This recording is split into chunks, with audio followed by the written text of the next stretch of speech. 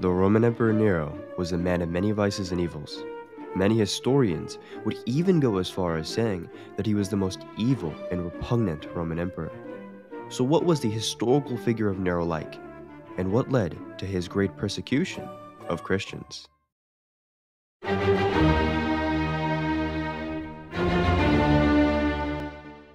Nero was never necessarily supposed to be the next Roman emperor. This was all thanks to his mother, Agrippina the Younger. Agrippina was the daughter of the famed general Germanicus. She was also the sister of Caligula, who was the Roman emperor from 37 to 41 AD. It was during the reign of the mad emperor Caligula that Agrippina would give birth to her son Nero in 37 AD.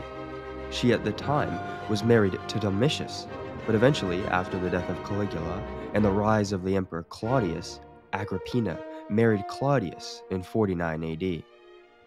A year later, in 50 AD, Emperor Claudius was pressured to adopt Nero as his own son by Agrippina. Throughout Nero's whole life, his mother Agrippina craved and lusted after power. Now that Nero was the son of Claudius, Nero was next in line to be emperor, as he was the oldest son. Instead of waiting till Claudius died of old age or a disease, Agrippina, being impatient, decided to take matters into her own hands and poison Emperor Claudius. Although some modern historians do doubt whether or not she actually did this, many of our earliest sources, such as Tacitus and Suetonius, do say this possibly occurred. Agrippina, Nero's mother, made sure that her loyal Roman guards would declare Nero as emperor, and in 54 AD, Nero was now emperor over the whole Roman Empire. Nero's reign seems to be one of confusion, as at many points he acts as if he did not want to be emperor, and simply an actor or musician, and at other points, he defends his position with his life. Just to show how maddening Nero had become, in 55 AD, Nero had his younger stepbrother Britannicus murdered with poison at a party. This was to ensure that he would not become emperor over him, but keep in mind, Britannicus at this time was only 13 years old. A couple years later, in 59 AD, Nero wanted his mother Agrippina killed. There are two main reasons given for this.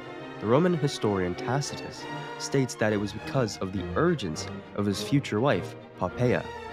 Suetonius states that it was also potentially because Nero disliked his mother's eye watching over him. Nonetheless, Nero had his mother get on a boat, which was doomed to have her killed.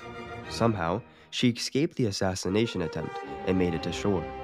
Tacitus records that on finding that his mother survived the incident, he sent 3 men to kill her. This was not only the state of the Roman Empire, but also the state of Nero's mind. Nero was clearly psychopathic, but these cold-blood murders added further to his insanities. It would be these insanities, and more, that would lead Nero to make the decision to persecute the Christian people for something they didn't even do.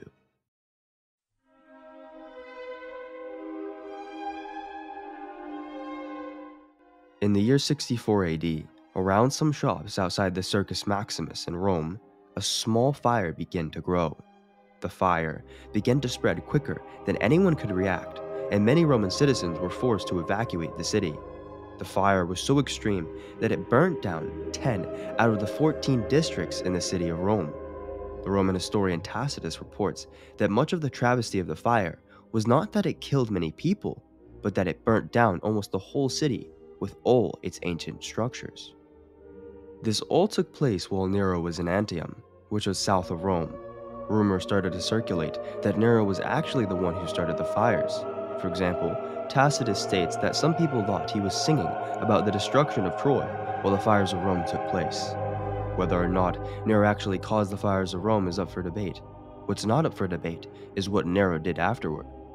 Tacitus records in Book 15 of the Annals, "But all human efforts, all the lavish gifts of the emperor, and the propitiation of the gods did not banish the sinister belief that the conflagration was a result of an order. Consequently, to get rid of the report, Nero fastened the guilt and inflicted the most exquisite tortures on a class hated for their abominations, called Christians by the populace. Christus, from whom the name had its origin, suffered the extreme penalty during the reign of Tiberius at the hands of one of our procurators, Pontius Pilatus. And a most mischievous superstition, thus checked for the moment, again broke out not only in Judea, the first source of the evil, but even in Rome, where all things hideous and shameful from every part of the world find their center and become popular. Accordingly, an arrest was first made of all who pleaded guilty. Then, upon their information, an immense multitude was convicted, not so much of the crime of firing the city, as of hatred against mankind. Mockery of every sort was added to their deaths. Covered with the skins of beasts, they were torn by dogs and perished, or were nailed to crosses, or were doomed to the flames and burnt to serve as a nightly illumination when daylight had expired. Nero offered his gardens for the spectacle, and was exhibiting a show in the circus while he mingled with the people in the dress of a charioteer, or stood aloft on a car. Hence, even for criminals who deserved extreme and exemplary punishment, there arose a feeling of compassion, for it was not, as it seemed, for the public good, but to glut one man's cruelty, that they were being destroyed. Nero chose the Christian people as a scapegoat for the rumors which were spread about him. Not only that, but the punishments were so severe on the Christians that Tacitus even states that many Roman citizens started to have sympathy for them. The punishment inflicted on the Christians is also where we see the deaths of two apostles, Peter and Paul. Tertullian of Carthage states, "At Rome, Nero was the first who stained with blood the rising faith. Then is Peter girt by another when he is made fast to the cross. Then does Paul obtain a birth suited to Roman citizenship, when in Rome he springs to life again, ennobled by martyrdom." These large attacks on Christians by Nero would later inspire attacks that would take place decades later. For example, Pliny the Younger wrote to Emperor Trajan in 112 AD on how to deal with the Christian religion. For Pliny, if someone continues to call themselves a Christian, this act would be enough for them to be executed by Roman authorities. Because of his brutality, Nero is an important figure in the New Testament and in the early Christian faith. Nero is even given a somewhat demonic title of 666 in the book of Revelation, which is a reference to his numerical name in Hebrew. Thank you for watching. If you enjoyed the video, please consider liking and subscribing. And as always, God bless.